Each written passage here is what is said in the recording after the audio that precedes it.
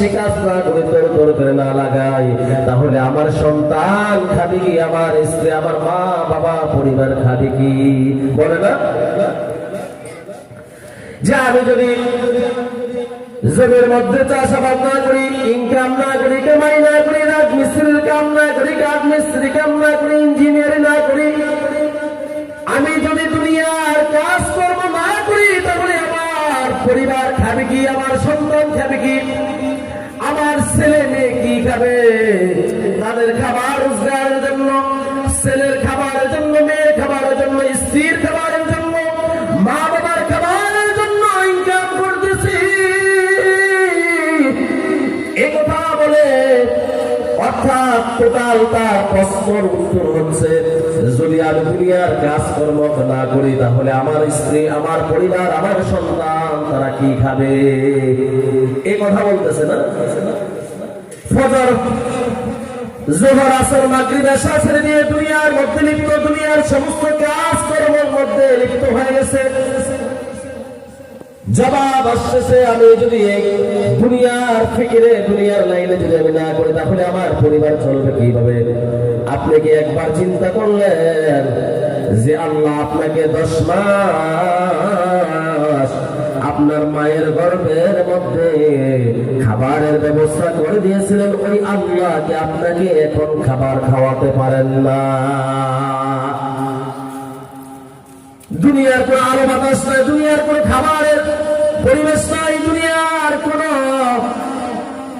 সহযোগিতা নাই। মায়ের পেটের মধ্যে, মায়ের পেটের মধ্যে আমাকে আপনাকে যদি আল্লাহ তাআলা দীর্ঘ 10 মাস পর্যন্ত রিজিকের ব্যবস্থা করে দিতে পারেন, শুধু রিজিকের ব্যবস্থাই নয়,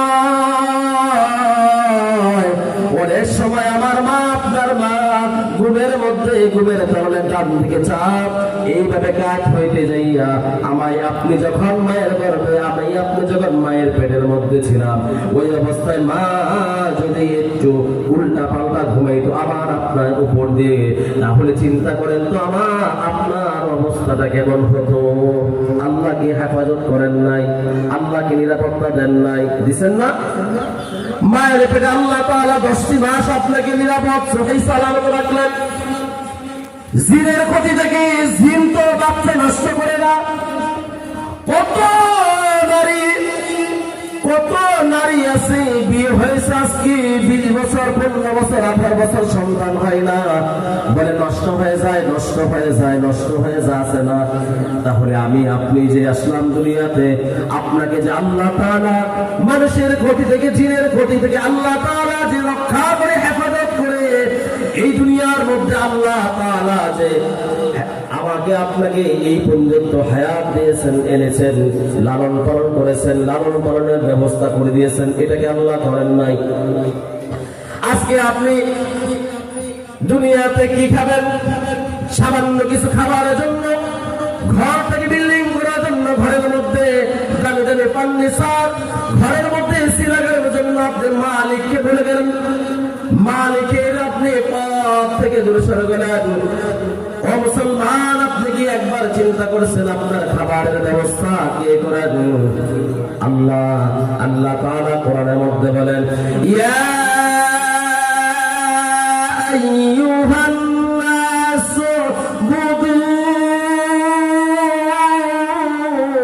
রাব্বাকুমুল্লাযী খালাকাকুম ওয়াল্লাযীনা মিন قبلكم لعلكم تتقون। আল্লাহ তাআলা বলেন, হে ঈমানদারগণ, ইয়া আইয়ুহান নাস উবুদু রাব্বাকুমুল্লাযী খালাকাকুম ওয়াল্লাযীনা মিন ক্বাবলিকুম লাআল্লাকুম تتقون الذي جعل لكم الأرض فراشا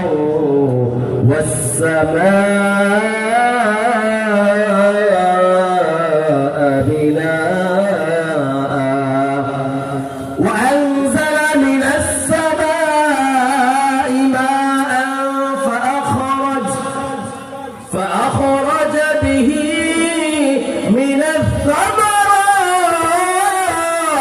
رزقا لكم فلا تجعلوا لله أندادا وأنتم تعلمون وإن كنتم في ريب مما نزلنا على عبدنا فأتوا بسورة من مثله وادعوا شهداءكم من دون الله إن كنتم صادقين মুসলমান ইমানদার আল্লাহর গোলাম খাবারের জন্য ঘর বানানোর জন্য ঘরের মধ্যে তুমি ফার্নিচার দোকানের জন্য তুমি রিজিকের জন্য আল্লাহকে ছাড়লা আল্লাহর পথ ছেড়ে দিলা কিন্তু আল্লাহ তাআলা বলতেছেন ইয়া আইয়ুহান নাস উবুদু আল্লাযী জাআলা লাকুমুল আরদা ফিরাশাও ওয়াস সামাআ বিনাআ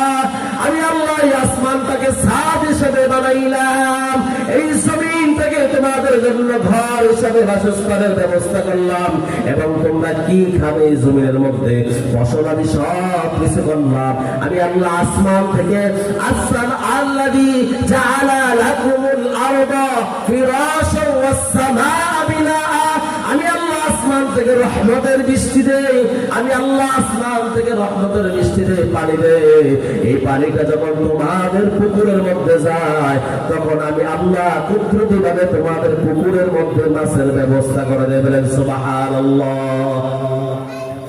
এই পানিগুলো যখন খালের মধ্যে যায় বেশি মাছ পান না নদীর মধ্যে যায় নদীর মধ্যে মাছ আছে না নাই সাগরের মধ্যে যায় সাগরের মধ্যে মাছ আছে না নাই প্রথম প্রশ্ন করতে পারেন হুজুর আমরা পুকুরের মধ্যে বাজার থেকে কিনে মাছের পোনা ফেলাই কষ্ট আসতে পারেনি কিন্তু আমার প্রশ্ন হলো আপনার ফিশারির মধ্যে পুকুরের মধ্যে পোনা ফেলান আমিও বিশ্বাস করি কিন্তু নদীর মধ্যে কে পোনা ফেলায় ঠিক কিনা সাগরের মধ্যে কে পোনা ফেলায় আপনার ফিশারির মধ্যে পোনা ফেলান এটা অস্বীকার করি না আপনার বাড়ির পুকুরের মধ্যে আপনি পোনা ফেলান এটা আমি অস্বীকার করি না